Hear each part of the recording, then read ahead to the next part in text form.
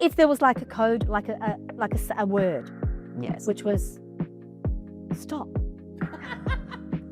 Please don't. Please don't. Just come up to me and go, hey, Aunt Jemima's gotten on the wine again and she's going to start singing. Can you just go Bravo, please?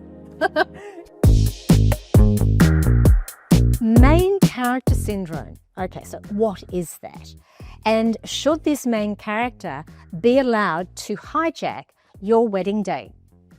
Yeah, every bride should be the main character in their day, but what happens when you've got, cousins soft launching their partner, or you've got auntie who stands in front of the aisle and tries to take photos in front of the photographer? We're going to delve into that. Yeah, absolutely, because you know what? You're the bride, you're the main character. That's it, and it shouldn't be overshadowed by someone else trying to steal that spotlight. Okay, so confession time. I had no idea what a main character syndrome was. How can you know? Oh, well, you told me. So I just have all this vision of somebody drunk with a champagne glass on their head, twirling around the dance floor, ruining it for everybody. Well, is it that bad? It can be. It can be that bad. That's one of the fun... Well, I say the fun ones, but I don't think it's really that fun for all those involved. It's probably fun for the person doing it. And that's the point, isn't it? Well, that's it. It's the idea that, you're the main character in your story, and you need to let everyone else know that. So it's about, romanticizing your life, and it's sort of like, I'm walking down the street, but I'm in a movie and this is my movie and everyone else needs to know that this is my movie. Okay, which is fantastic. So you're walking down the street. Walk down the street. Do it. Just you're at a wedding. Why not? Okay, so main character, can the main character energy, what's it called? Main character syndrome, sorry. Okay, could it be your bridesmaid? Oh, it could be anyone. It could be your bridesmaid, your mother-in-law. It could be your own mum. It could be it could just about be anyone who thinks that the day is just not quite about them enough. Okay. I just want so it's insecurity, Ma. Tell me it's insecurity. Look, I wouldn't say insecurity. I think it's like a bit of delusion. Delusion of grandeur, Yes. That's it. Yes. So it's sort of like, what do we do when I'm sitting here, I'm watching this wonderful person get married.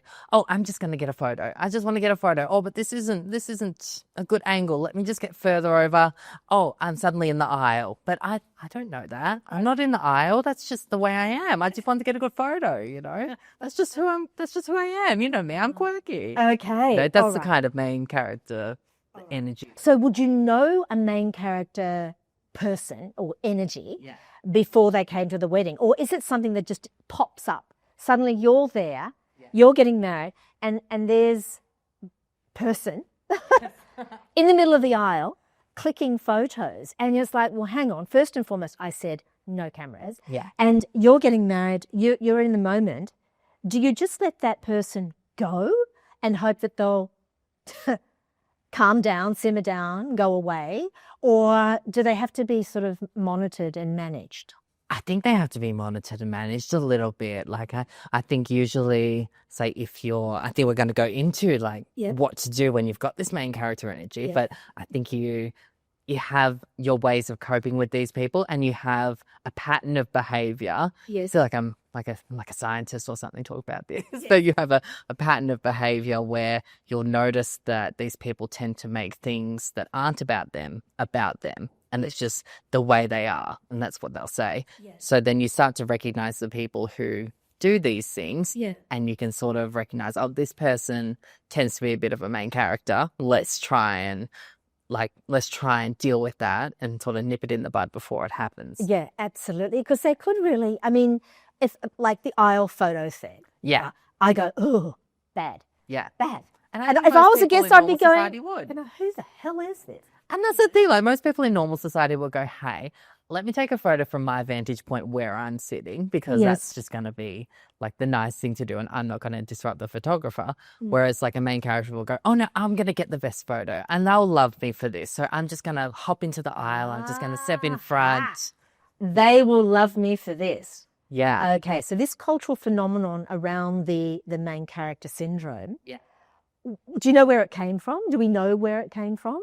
Well, I think like any good thing, it was self-help kind of gone a bit off the rails, where it's like, it's kind of like, love your life, love where you are, like build up your life into this great thing. Which is good. Yeah, it's Which is always good. good. It's Yeah. always good because Yeah. I think our lives are worth celebrating always. Yeah. But then it got to a point where I think people got it into their heads where they were like, my life's so good, let me like be that person. Let me be this amazing person I envision myself to be, to the behest of other people around me. You know, it got a bit sort of tunnel vision, but it's like, I'm the only person in my life that matters. Okay, so it's not coming from conceit or cruelty.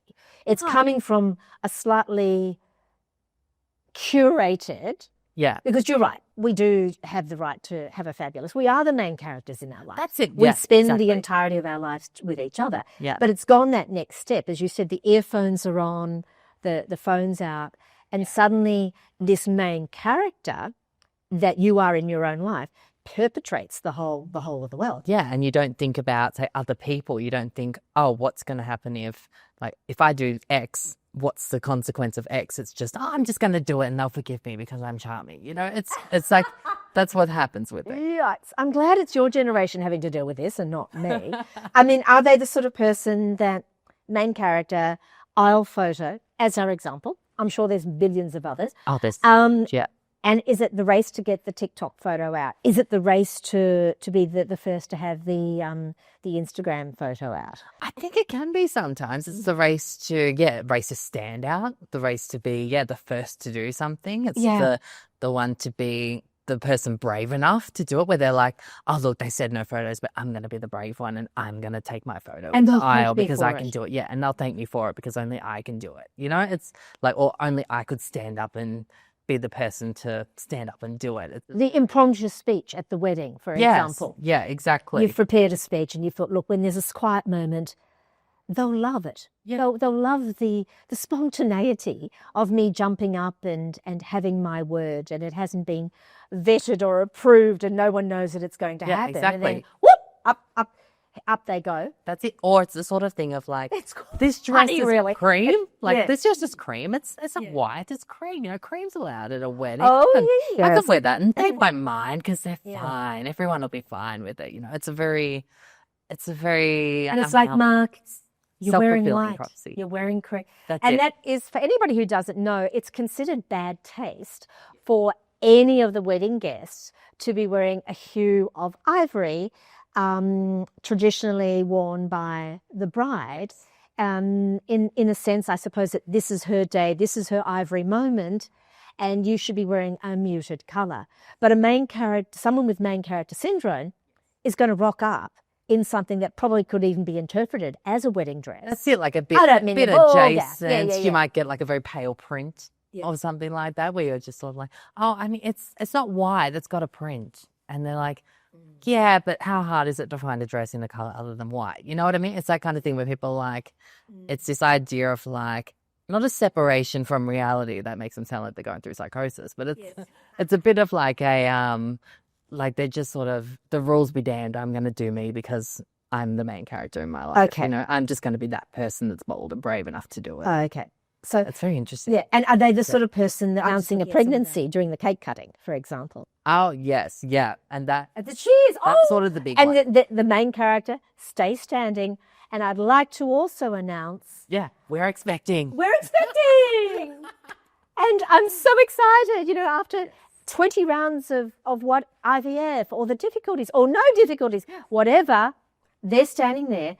And it's about that attention. So Yeah, it's about the attention, because now for the next 2 hours, it's not going to be about the bride and groom who just got married. It's going to be about, cousin over here that's just gotten pregnant, and we're going to spend the next 2 hours congratulating them on the new baby. It's about shifting the attention and shifting like getting the attention on you. I see. Yeah. Oh, absolutely. What if the main character is the mother, and the mother, good intentions, rings the florist and changes the colour scheme of all of the bouquets?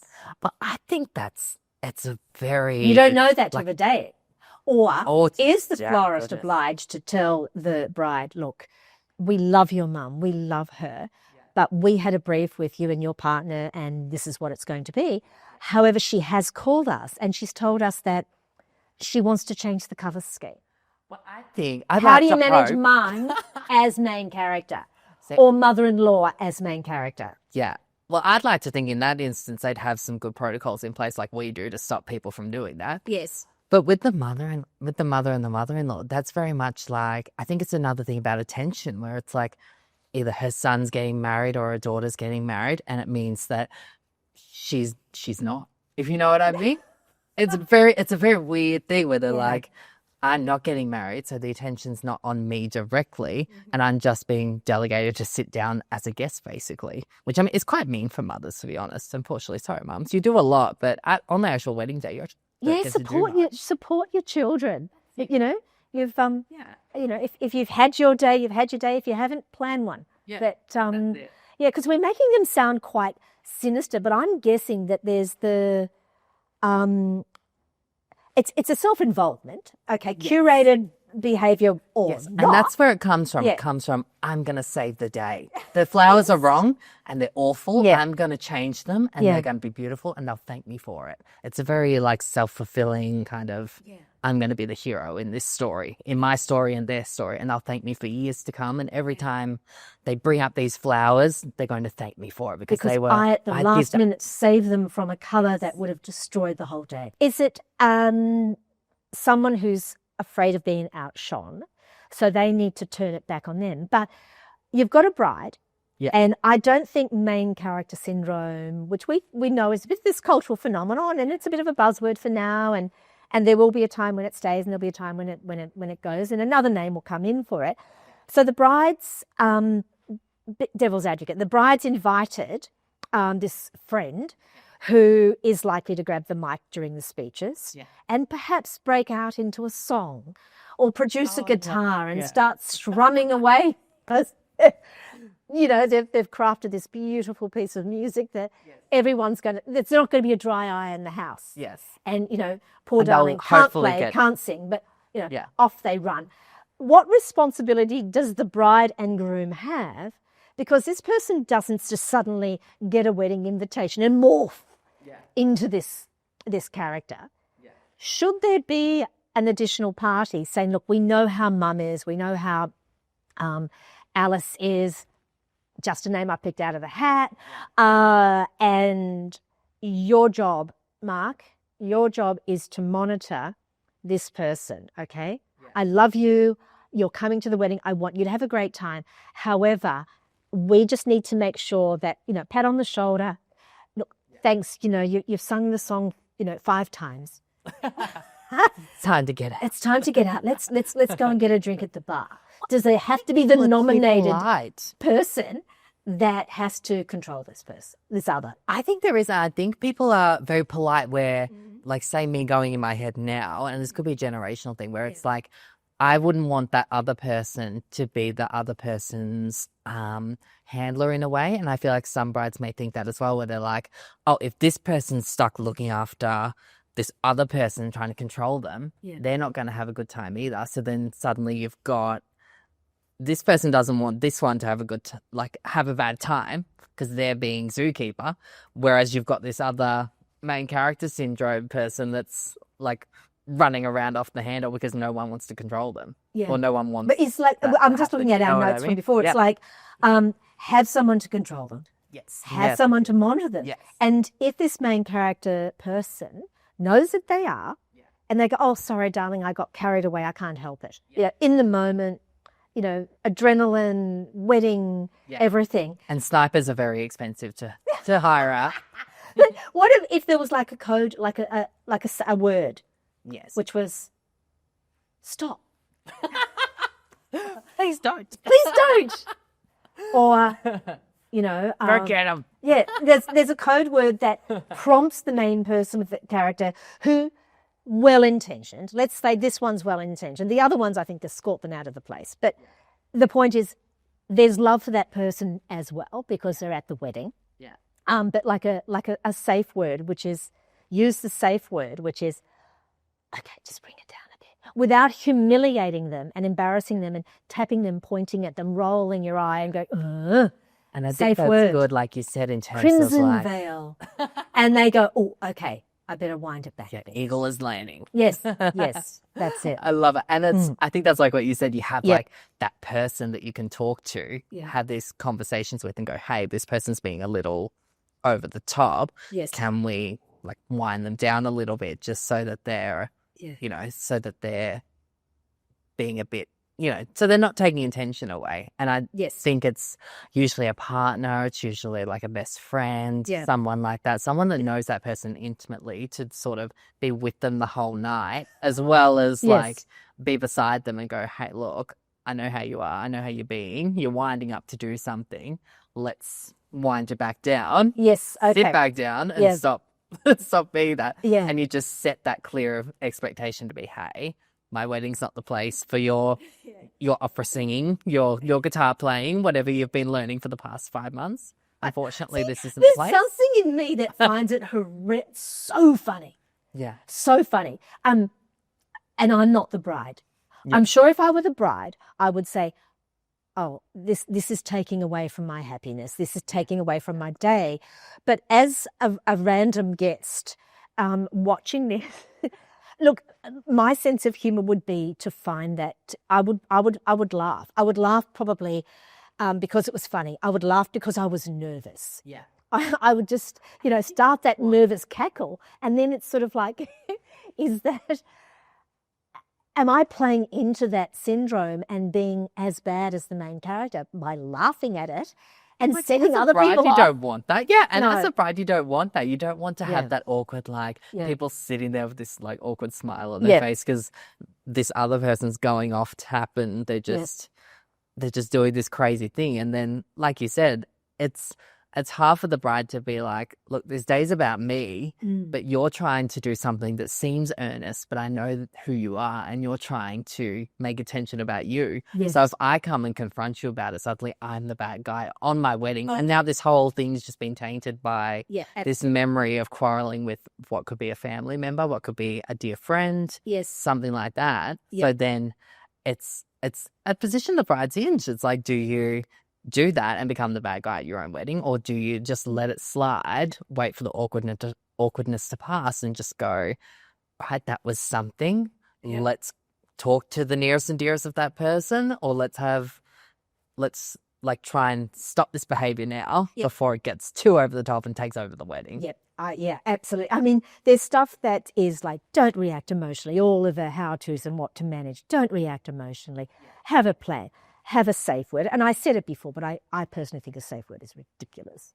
And I'm talking to you or you're talking to me and there's a safe word and everybody's like, well, what are they For the these two talking context of about? a wedding, like it's very difficult, especially with this sort of thing, to go like to put a list down and go, here's a situation if this happens. Here's a safe word. Here's a situation if this happens. Here's a safe word. For me, as a literal person, I'm sort of like, just come up to me and go, hey, Aunt Jemima's gotten on the wine again and she's going to start singing. Can you just go grab her, please? You know what I mean? Like, it's just, to me, it's easier to just like say that because in 5 seconds you've gone that. Whereas someone comes up to you and goes, Red Eagle, you're like, what? What's going on? It's like, can I get my list out? Can I get my list out and just, which one was Red Eagle? Oh, okay. You know? No, yeah, absolutely. I think the key factor, as I said, I would be hopeless because I'd feel the nervous energy. Yeah. I'd start laughing. I wouldn't be able to stop laughing. Yeah. So I would be completely hopeless in that circumstance. So you're not going to be the nearest I'm and sorry, dearest don't to nominate me as help. but I think through all of that, the key factors are know for the brides, know who got main character syndromes, know who those people are, and part of their behaviours are part of the reason you love them. But I think key with that as well is if you know that they could get out of hand and you're worried that they could get out of hand, look, have a buddy that's going to manage them as much as they can, and know that they're main character. And if it's not going to hurt the day, and I mean, we've given extreme examples of grabbing microphones and, maybe if the bridal couple have a prepared dance and then all of a sudden they're twirling around in between. That's right. away. Just get someone to come and grab them and gently, if possible, take them off the dance floor so the bride and groom to have their moment. and allow them to meld in, because at some point there's love for this person. Yeah. And that's why they're there. Yeah. And I think as well, there's love in that person. And that's, even though they're doing it for somewhat self-serving behaviors, they're doing it as well with love in their heart. I don't think they're doing it necessarily fully maliciously. Yeah. They're just doing it for their own kind of, That's it. in their own gain in a way, but they're also feeling the love on the day, and they're feeling the love of everything going on. So it's sort of, it's trying not to see the malicious intent and sort of just rolling with it in a way. Absolutely. So I think the second you bring a maliciousness to it on the day, sorry, just the second you bring a maliciousness to it, that's when it becomes it blows a bit of a downer. Yeah, that's when it blows up. Yeah, so that's when the day becomes a bit of a nasty one, and you just sort of, if you let it roll through and just sort of roll with the punches of it, if it's you not too get through it. You know, that's it. If it's not too extreme. Yeah. So have a person that is, because they're likely to have a partner. Yeah. Have a person that is there to help guide them. Yeah. Make it clear before the day starts. And if they do go off, like you say, really important, decide, will this twirling around the dance floor pass? Yeah. And once that's passed, it's done. We're happy. We're on our way. Or stopping them in that moment, is that going to be the moment that it can all blow up? Yeah. And then you've got a problem. That's it. Has announcing their new baby at my wedding ruined the wedding enough that I need to punch someone in the face? Like, punch them in the face. Oh. Yeah, that's it. Like, yeah, quite vicious. Yes. Yeah, absolutely. So some takeaways. You know who you're inviting. Yes. If you know who you're inviting, you know who you're inviting. That's it. Have that person.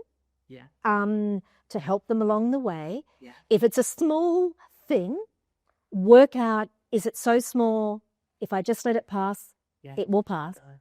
But of course, if they are picking up the guitar and they're on the singing out of tune, and they've decided to do one more time, to know who can manage that and see the light in it. Yeah. And sort of communicate that well before the wedding. Sort of, even if you have to build up to it and go, I agree. You know who this person is. Let's mitigate that risk with the partner and stuff before, like well before, not like an hour before it's about to start. Well, that's right. Yeah, plan it. It's all part of the who's invited, the seating plan. Yeah. Get it done, and you'll be fine. Yeah.